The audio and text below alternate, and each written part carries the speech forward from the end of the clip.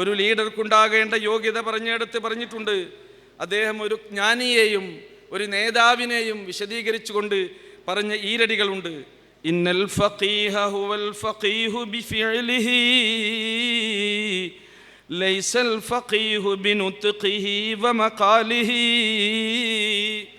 നിശ്ചയമായും ഒരു പണ്ഡിതൻ എന്ന് പറഞ്ഞാൽ ആ പണ്ഡിതൻ്റെ വാക്ചാതുരിയോ അദ്ദേഹത്തിൻ്റെ സംഭാഷണ വൈഭവമോ അദ്ദേഹത്തിൻ്റെ സംസാരത്തിലുള്ള മികവ് കൊണ്ടോ അല്ല ഒരാൾ പണ്ഡിതനായിത്തീരുന്നത്. പിന്നെയോ ബിഫിഅലിഹി, അയാളുടെ കർമ്മങ്ങളിലൂടെയാണ് അദ്ദേഹത്തിൻ്റെ പാണ്ഡിത്യത്തെ അയാൾ അടയാളപ്പെടുത്തേണ്ടത്. വകദർ റഈസു ഹുവർ റഈസു ബിഖുൽഖിഹി ലൈസർ റഈസു ബിഖൗമിഹി വരിജാലിഹി. ഇമാം ഷാഫി റഹ്മത്തുള്ളാഹി അലൈഹിയുടെ ഈരടികൾ ഇത് ശരിക്ക് നമുക്കൊരു പ്രചോദനം തന്നെയാണ്. ഒരു ലീഡർ എന്ന് പറഞ്ഞാൽ ആ ലീഡർ അണികളുടെ ആധിക്യം കൊണ്ടോ അംഗസംരക്ഷകരുടെ ബാഹുല്യം കൊണ്ടോ അയാൾ വലിയ നേതാവായി തീരുന്നില്ല എന്നാണ്. പിന്നെയോ അയാൾ നേതാവാകുന്നത് അദ്ദേഹം തൻ്റെ ഖുലുഖ് കൊണ്ടാണ് എന്നാണ്, തൻ്റെ സ്വഭാവ വിശേഷണങ്ങൾ കൊണ്ടാണ് എന്നാണ്. അതുകൊണ്ട് തന്നെ നമ്മുടെ നല്ല സ്വഭാവം, ഹുസ്നുൽ ഖുൽഖ്, നമ്മുടെ നന്മയുടെ ത്രാസിൽ ഏറ്റവും കൂടുതൽ ഖനം തൂങ്ങുന്നത് എന്ന് പ്രവാചക തിരുമേനി സല്ലല്ലാഹു അലൈഹി വസല്ലം വിശദീകരിച്ചിട്ടുള്ളത് നമ്മുടെ സൽസ്വഭാവമാണ്.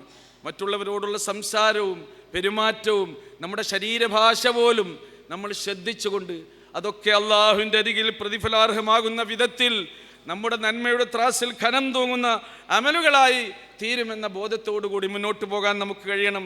അതുകൊണ്ടല്ലേ റസൂലിനോട് പറഞ്ഞത്, വലൗ കുന്ത ഫല്ലൻ ഖലീലൽ ഖൽബി ലംഫളൂ മിൻ ഹൗലിക് വഅഫു അൻഹും വസ്തഗ്ഫിർ ലഹും വശാവിർഹും ഫിൽ അംർ ഫഇദാ അസംത ഫതവക്കൽ അലല്ലാഹ്. റസൂലേ, നിങ്ങളെങ്ങാനും പരുഷ സ്വഭാവിയും കഠിന ഹൃദയനുമായിരുന്നെങ്കിൽ നിങ്ങളുടെ കൂടെ ആരും ഉണ്ടാകുമായിരുന്നില്ല. നമ്മൾ നമ്മുടെ സൽസ്വഭാവം കൊണ്ട് എല്ലാവരെയും ചേർത്ത് പിടിക്കണം സഹോദരങ്ങളെ. അങ്ങനെ നമ്മിൽ നിന്ന് ആളുകൾ വിട്ടുമാറിപ്പോകുന്നൊരവസ്ഥ ഉണ്ടാകാൻ പാടില്ല.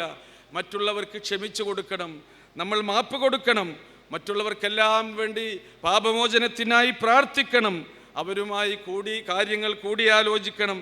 എന്തെങ്കിലും കൂടിയാലോചനയുടെ കാര്യങ്ങൾ തീരുമാനിച്ചാൽ ഫൈദ അസംത ഫതവക്കൽ അലല്ലാഹ്, അല്ലാഹുൽ തവക്കുലാക്കി മുന്നോട്ട് പോകണം.